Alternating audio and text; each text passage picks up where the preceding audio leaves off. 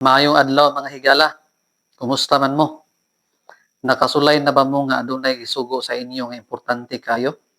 Nga dili lang kay sugo pero adunay lalom nga kahulugan? Karong adlaw maghisgot ta og usa ka makahuluganon kaayo nga topiko. Ang duha ka tulumanon ni Hesus sa wala pa siya mamatay. Kabalo ba mo nga sa wala pa mamatay si Kristo, dili lang siya basta mibiya. Aduna siya'y klarong plano alang sa iyang mga sumusunod. Mao kini ang duha ka tulumanon nga gibuhat ni Kristo. Dili lang kini ordinaryong mga buhat, dili lang usab kini tradisyon. Kining duha ka tulumanon adunay halalom nga espirituhanong kahulugan. Ug sama sa tanang butang nga gibuhat ug gisugo ni Hesus, kining tanan pinasikad gyud sa gugma. Ato ning sabton karon og unsay kahulugan niini. Ngano nga importante kini kaayo. Ug unsaon nato kini pag-aplikar sa atong mga kinabuhi. Karon ato nang sugdan ang una nga pangutana. Human sa panihapon sa Pasko, sa wala pa itugyan si Kristo, unsa man nga tulumanon ang unang gitukod ni Hesus didto sa hataas nga lawak. Basaha ang Juan 13:1 ngadto sa 17. Niini nga mga bersikulo, si Hesus nga atong Ginoo ug magtutudlo, mihunong siya, mitindog gikan sa langisa, mikuha siya og tuwalyang gihigot sa iyahang hawak ug mihugas sa tiil sa iyang mga tinun-an.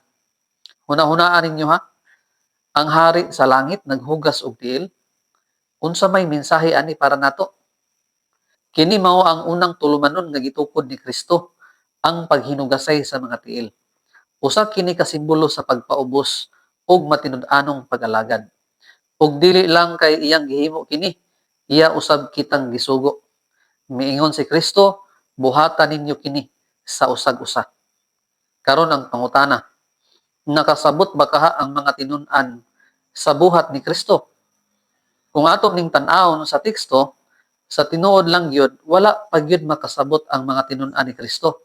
Nganuman, kay si Hesus mismo ang niingon sa matin-aw gyud kaayo nga pagkasulti. Ingon si Kristo, sa karon dili pa ikaw makasabot niining akong gibuhat. So klaro kaayo mga higala, bisan ang mga apostolis nga duol kaayo niya nga nakakita sa daghang mga milagro, naa gihapon mga butang nga dili dayon nila masabtan. Ug dili lang kutob ana, si Hesus nagpadayon og mas lalom nga pagpatin-aw. Siya miingon, kung dili ka pahugas kanako, nan wala kay bahin kanako. Hala, grabe no? Dili ini basta-basta nga simbolo o tradisyon lamang. Kini usa ka talagsaon nga tulumanon nga nagpasabot sa atong pakig-ambit ug pakigsandurot kang Kristo. Karon, mao ni ang sunod nga pangutana. Nagpaabot ba si Hesus sa iyang mga tinun-an nga ilang sublion ang iyang gibuhat? Nga mao ang paghugas sa mga tiil sa usag-usa? Kung atong basahon ang Juan 13, klaro nga wala giingon nga pwede ra buhaton. Wala pod giingon nga buhaton lang ni kung ganahan ra mo. Kay tulo ka mga bersikulo ang klaro kaayo nga nagpamatuod nga ang mga sumusunod ni Hesus gipaabot nga mosunod sa iyang panig-ingnan niini nga tulumanon. Una, miingon si Kristo, nan kamo usab kinahanglan maghinugasay sa inyong mga tiil, ang usa sa usa. Klaro kaayo ang pulong mga higala. Kinahanglan gyud nga sundon ang gibuhat ni Hesus. Ikaduha, si Kristo nagdugang, kay usa ka panig-ingnan ang akong gihatag kaninyo, aron nga kamo usab kinahanglan magabuhat sama sa akong gibuhat kaninyo. So dili lang diay siya nagpakita og example. Gihatag kini ni Kristo aron ato pod buhaton. Ug ang ikatulo, iyang gitapos pinaagi sa usa ka makapukaw kaayo nga pahayag. Miingon si Kristo, kun kamo mahibalo ni ining mga butanga, dalaygon kamo kun kini inyong buhaton. Bantay ha, wala siya miingon nga dalaygon kamo kun kahibalo ra mo. Kun dili miingon si Hesus nga dalaygon kamo kun inyong buhaton kini. Mao ni ang tulmanon nga dili lang kutob sa pulong, kun dili makita gyud sa buhat. Karon ang pangutana, unsa man gyud ang anaa niini nga tulmanon alang kanato karon? Kay dili lang ni para sa mga tinun-an sa una, kay naapod ni dako kaayo nga kahulugan sa ato karon. Atong tan-awon ang pipila ka punto. Una, kini nagpahinumdum kanato sa kinabuhi ni Kristo sa iyang pagserbisyo o pag-alagad. Si Jesus, bisan siya Ginoo og magtutudlo, wala siya nagpaserbisyo, kundi siya noon ang nagserbisyo. Sa matag higayon nga atong buhaton kini nga tulumanon, atong hinumduman nga ang tinuod nga kadako dili makita sa ranggo, kundi sa pag-alagad o pagserbisyo. Ikaduha, sa maong hitabo, adunay kasina og kagubot taliwala sa mga tinun-an. Sumala sa Lucas 22:24, naglali sila kung kinsa ang labing dako. Una-hunaan ninyo ni, samtang si Jesus hapit na itungyan, naglalis gihapon sila. Pero unsa man ang gibuhat ni Jesus, wala siya nagbadlong pinaagi sa kusog nga pulong. Nagpaubos siya og gihugasan ang ilang mga tiil. Ug sa diha nga siya naghugas sa ilang mga tiil, sila napaubos. Busa kini diay nga tulumanon magtipig sa maayong espirituhanong relasyon ug makapalig-on sa paghigugmaay taliwala sa mga kaigsuonan. Ikatulo, kini nga tulumanon nahimong murag usa ka dyutay nga bautismo. Basaha ang Juan 13:10. Ang usa nga nahugasan pinaagi sa bautismo sa tubig, wala na kinahanglanan nga magpabautismo pag-usab kung makasala. Nganuman, kay wala man siya mawalai sa pagtuo diha kang Kristo. Ang paghugas sa mga tiil nagpasabot kini sa padayon nga pag-angkon sa makahinlo nga grasya ni Kristo. Pasalig kini nga bisan masayupta, anaa gihapon ang iyang grasya nga naghinlo kanato. Ikaupat, ingon nga handumanan sa pag-alagad ni Kristo. Kini magatudlo kanato sa pagpaubos sa atong kaugalingon aron sa pag-alagad sa uban bisan unsang bahin, bisan unsang gidak-on kun gikinahanglan. Dili ta mo pili kung kinsa ra atong alagaran, dili ta mo pili kung unsay sayon ra buhaton, kay kung ang Ginoo nakahimo sa pagpaubos, kita pod makahimo niana. Karon, human si Jesus naghugas sa mga tiil sa iyang mga tinun-an, ug sa wala pa siya mibiya sa hataas nga lawak, unsa man ang sunod nga tulumanon nga iyang gitukod. Mao ni ang tubag. Samtang sila nangaon, si Jesus mikuha og tinapay, ug sa nakapanalangin na siya niini, iya kining gipikas-pikas og gihatag sa mga tinun-an nga nag-ingon, kumuha og kumaon kamo, kini mao ang akong lawas. Unya gikuha niya ang kupa, og sa nakapasalamat na siya, gihatag niya kini kanila ngadto nga nag-ingon, uminom kamo niini, kamong tanan kay kini mao ang akong dugo sa pakigsaad nga igaula alang sa daghan sa kapasayloan sa mga sala. Niini nga bahin, dili na kini simbolo sa pagpaubos sama sa paghugas sa tiil, kundi simbolo kini sa iyang sakripisyo. Ang tinapay nagrepresentar sa iyang lawas nga nabungkag, ug ang kupa nagrepresentar sa iyang dugo nga giula alang sa kapasayloan sa atong mga sala. Basaha usab ang unang Korinto 11:23 ngadto sa 29 ug unang Korinto 10:16 ngadto sa 17 alang sa imong dugang nga pagtuon.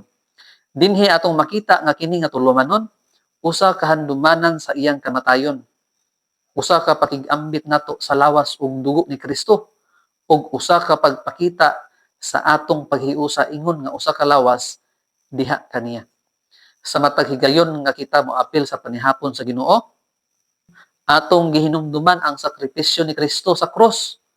Atong ginahinumduman ang grasya ni Kristo ug atong ginahinumduman nga kita naluwas dili tungod sa atong buhat kundi tungod sa iyang sakripisyo.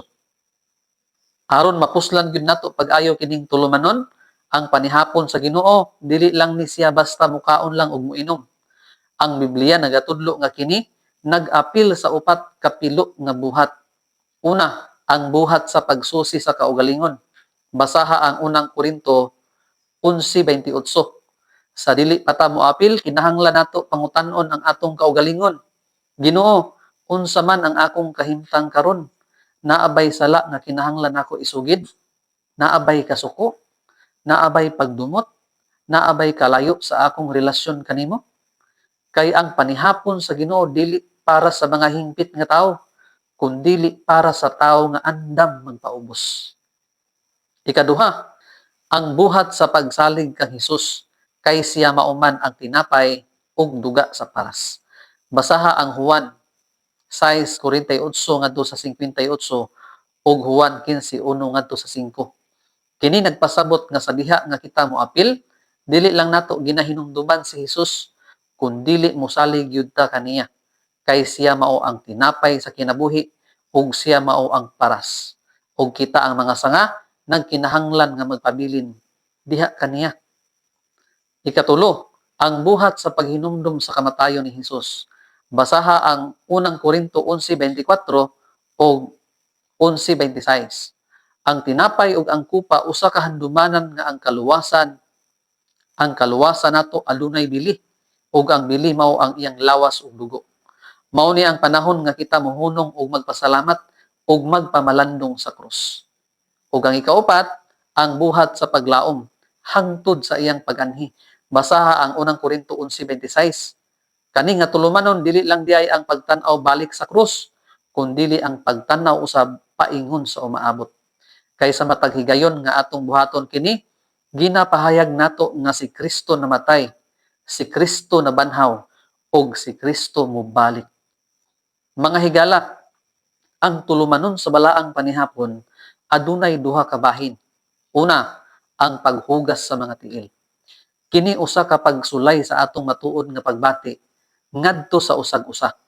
Dili lang kini simbolo sa pagpaubos, kundi usa-usab kini kapahinumdom nga kita kinahanglan magahinlo sa diha nga kita moapil sa panihapon sa Ginoo. Sumala sa giingon sa kasulatan diha sa unang Korinto 10:21. Busa sa dili pa ta moapil, atong tan-awon ang atong kasing-kasing. Naa ba ko'y kasuko? Naa ba ko'y pagdumot? Naa ba ko'y dili mapasaylo? Kay ang tinuod nga paghigugma makita sa pagpaubos o pagpasaylo. Ikaduha, ang panihapon sa Ginoo. Kini nagsimbolo sa kahulugan sa pagtabon sa Dios sa atong mga sala.